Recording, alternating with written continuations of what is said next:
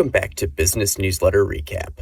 I'm your host, Nathan Pohl, digital marketer by day at Tommy's Express and chronic side hustler and business nerd by night. If this is your first time listening, the goal is to bring you the highlights of some of the top business newsletters out there in podcast format, so you can get curated reading done on the go. Each episode is about 15 minutes and brings you insights from 3 top newsletters that I found actionable. If you really like any of them, I'll include the links to sign up for yourself and to follow the creators on social media in the show notes. Today's episode covers principles in buyer psychology, generating more referral customers, and avoiding miscommunications. Our first feature of the day comes from Katelyn Bourgoin's Why We Buy newsletter. Katelyn is a brilliant marketer who we've referenced on the show before. She has a background in the brand strategy and consulting world before starting Why We Buy in 2020. Katelyn now hosts workshops and produces excellent content in the buyer psychology space, which I cannot recommend enough. Be sure to give her and the newsletter a follow after the episode. One of the first emails you get when you subscribe to Why We Buy is a link to Katelyn's cheat sheet for buying psychology principles that you can use in each phase of a customer's sales journey. You'll want to subscribe to get the whole PDF, but I wanted to walk through it today and share some of the highlights that I've found. The cheat sheet is laid out in phases of the buyer journey, starting with the trigger event. This is the actual moment in time where the customer realizes they have a problem. This can be anything from declining sales for the business, getting a hole in your favorite jacket, or getting hungry. My trigger event that ultimately led me to create this podcast was getting a job with a 30-minute commute, which led me to look for more podcasts to listen to. When I didn't find one that curated business newsletter content, I made one for myself. Katelyn emphasizes that you can meet customers in less crowded spaces by trying to find them at their trigger event, rather than when they start shopping for the solution. By the time a customer gets to the point where they are looking for the solution to their problem, marketing needs to accomplish 2 goals.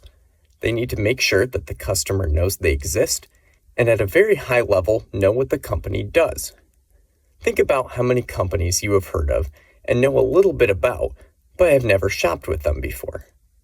I'm not currently in the market for window cleaning or pest control, but I've heard of a couple of large companies in West Michigan who provide those services. I haven't looked for a car in years, but I know a lot about what companies are coming out with and what models are available each year. This is intentional and the result of marketing. In this phase of the buyer journey, Katelyn highlights the mere exposure effect on her cheat sheet, which is a phenomenon where people come to trust things that they hear over and over again. A lot of insurance companies take advantage of this, like Geico, Allstate, Progressive, and State Farm, who spend millions in advertising to make sure you hear their messages dozens of times per month. Framing your product is how you present your offer, which has a profound influence on people's willingness to buy.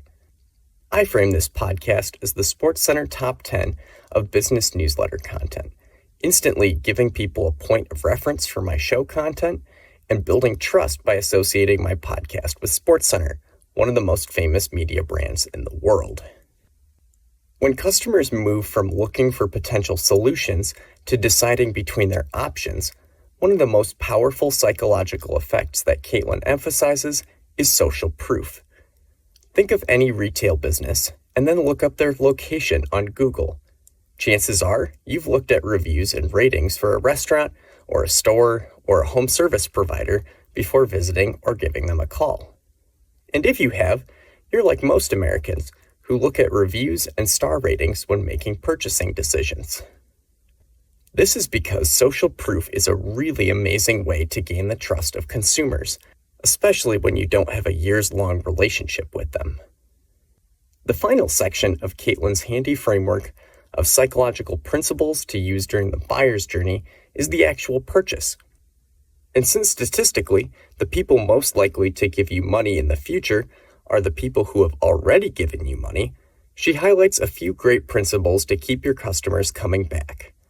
One of those is the peak and end rule, where customers judge a purchase experience by the peak of using the product or the service and the end.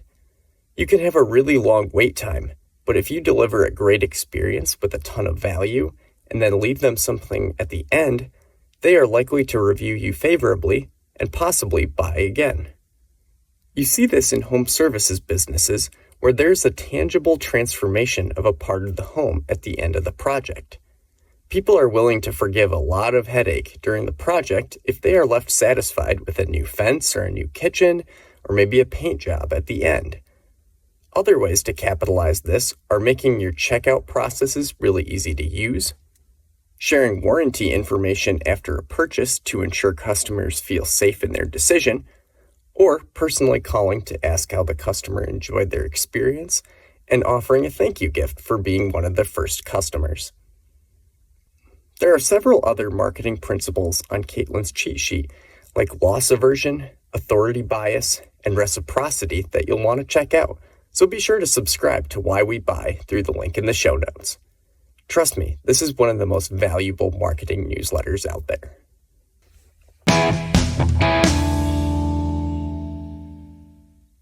If you're listening to this podcast, I know something about you. You appreciate value without the fluff. You want the good stuff, the nuggets you can take away and apply to your business, the hidden gems. That's exactly what Marketer Gems delivers. Twice a week, you'll get the sharpest marketing insights, the best new tools, and campaign deep dives that you'll actually learn from. No filler, no AI regurgitation, just pure, high-impact marketing intelligence. Join me and thousands of other marketers who already get the inside edge. Subscribe now at marketergems.com and become a 10x marketer. Again, that's marketergems.com. I'll have the link in the show notes for you. Now, back to the show.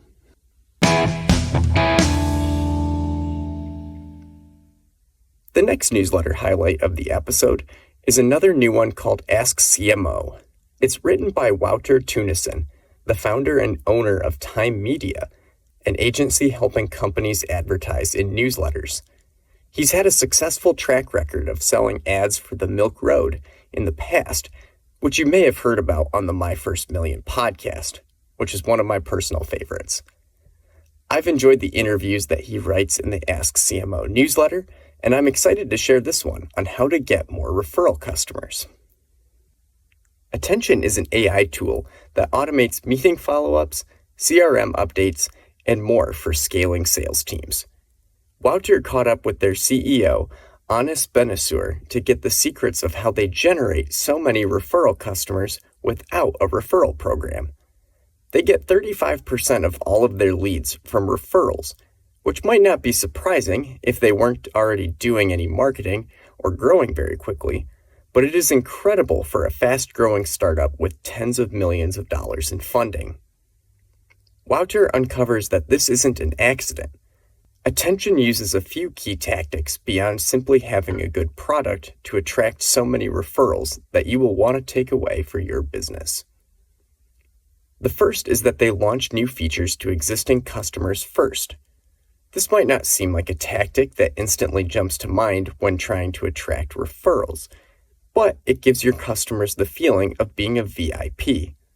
If they are constantly able to test new features before the mass market gets them, they not only feel like they have an added benefit to being a paying customer, but are also able to share their feedback and make their voice heard with the company.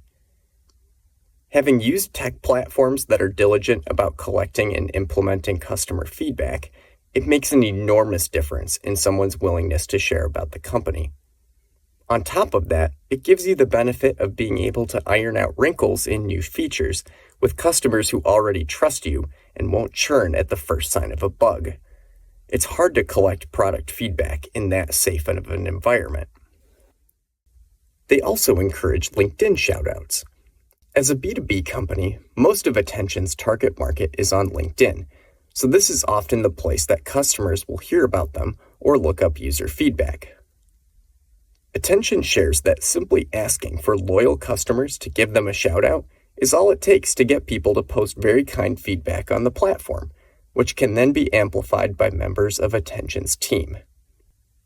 As I've shared before with B2C retail businesses, oftentimes the easiest way to collect a review is simply to ask.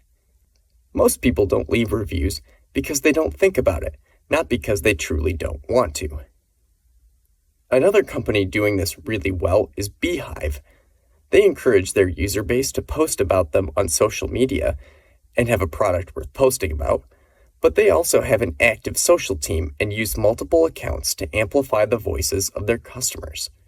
Making a customer feel excited enough to post about you is one thing, but leaving them feeling thanked and amplified when they do is what separates the great companies from the field. Finally, they run viral UGC-style contests. Again, focusing on LinkedIn because of their target market, they advertise contests to their own customers that incentivize them to post about their platform. They recently ran a contest offering a cash prize to the post with the most impressions and engagements on it, and small cash offerings to anyone who posted about them at all. In an environment where individual accounts perform much better than cold ads or organic content from a brand page, at least on LinkedIn, this generated a massive amount of buzz for a small price. Plus, they left customers who participated feeling like they won a contest and were compensated for doing something valuable for attention. Whether or not you have a B2B business, you can follow Attention's playbook by making your customers feel like VIPs with advanced access to new offerings or features, creating user-generated content contests, and simply asking customers for positive reviews or social posts. If you ran one of these plays in the past in your business, or run one soon, I would love to hear about the results.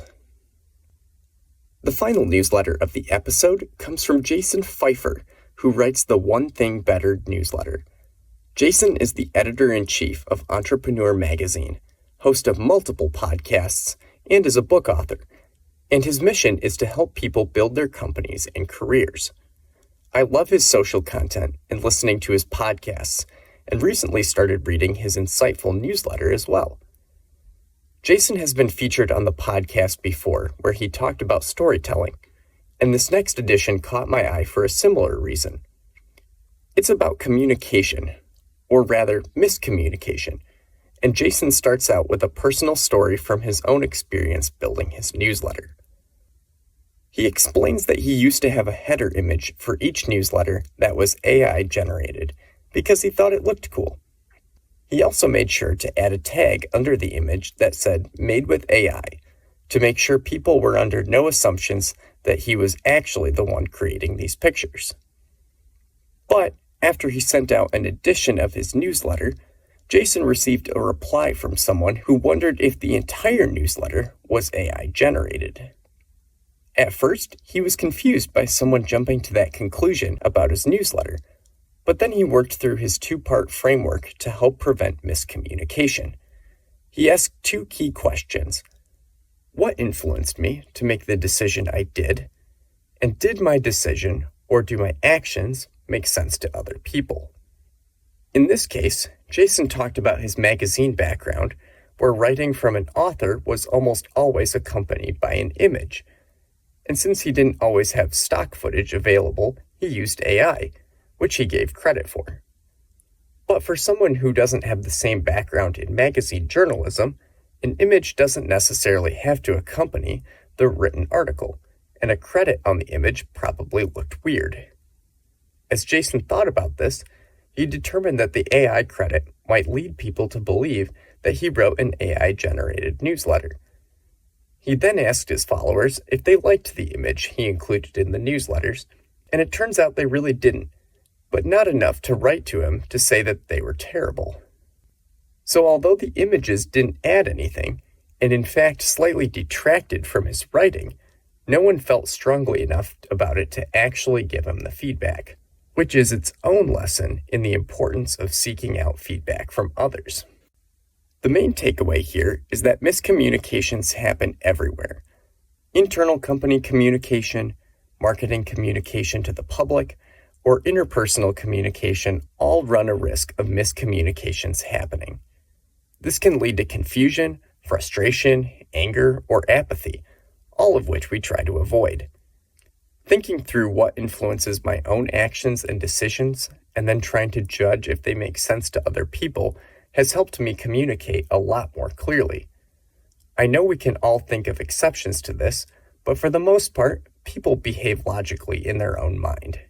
Recognizing when you have more industry knowledge, a certain background, or just biases or preferences can help other people to trust you more and understand why you did what you did, even if they disagree with you. We covered a lot of ground in this episode around buyer psychology, B2B referral strategies, and communicating clearly.